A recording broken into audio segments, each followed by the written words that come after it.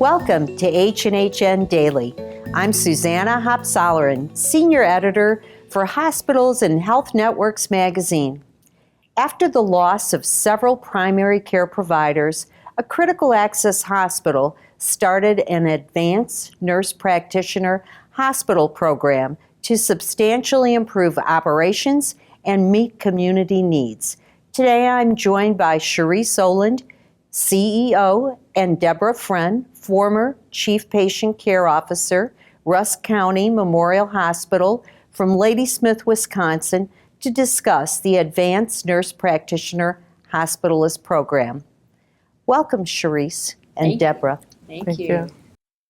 Can you tell us a little bit about the shortage that you were experiencing in primary care and why you chose this particular type of hospitalist program?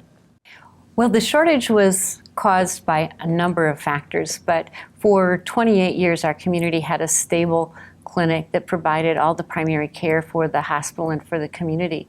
And at one point in time, things were changing with an independent physician group medical model. They were losing physicians, and there hadn't been very adequate succession planning for physicians who were retiring. So as the clinic started losing some of its physicians, some anticipated, some not, it left the hospital in a situation of not being able to fulfill patient needs and service in the community. So we had to make some quick and difficult decisions about how we would fill the void. And what we learned from our physician partners and the independent physician group was that they were unable to recruit successfully, primarily because of call schedule and because of a lack of a hospitalist program.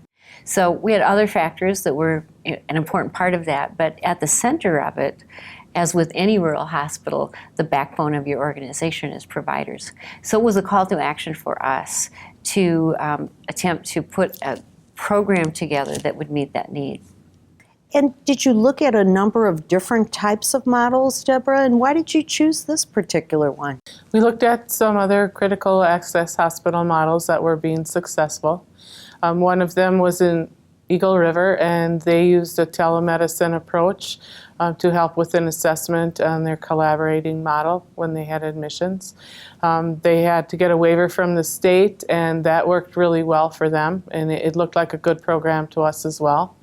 We also looked at Medford, Aspirus in Medford, their model, and they had a model where they had nurse practitioners available 24/7, and they had 3 nurse practitioners working 7 on and 14 days off.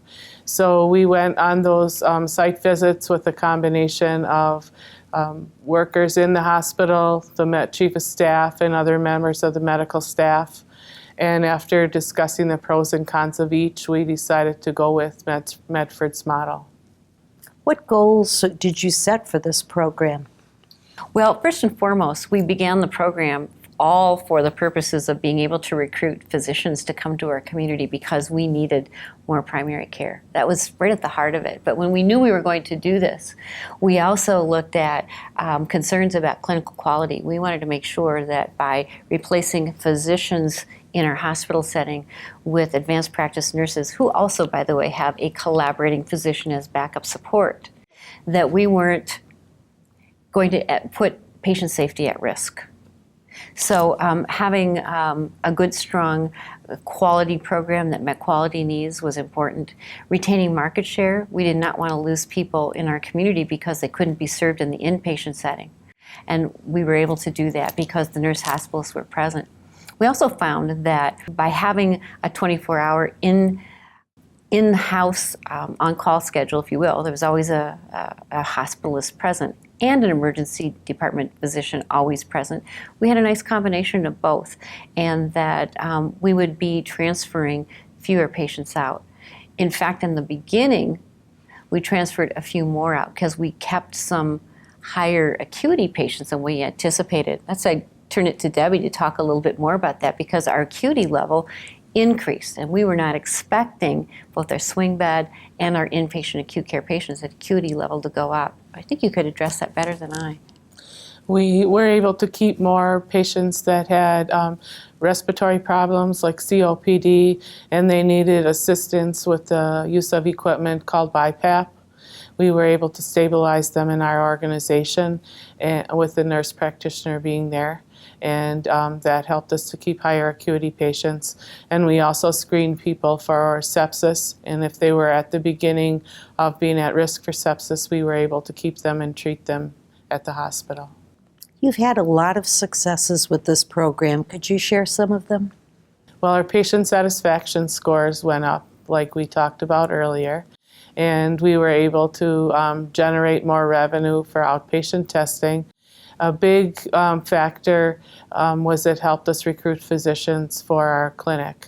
We started a new clinic just before we started the hospitalist program, and we were able to recruit a family practice doctor in the first year and one to start in 2016, and now we have a third doctor that's interested.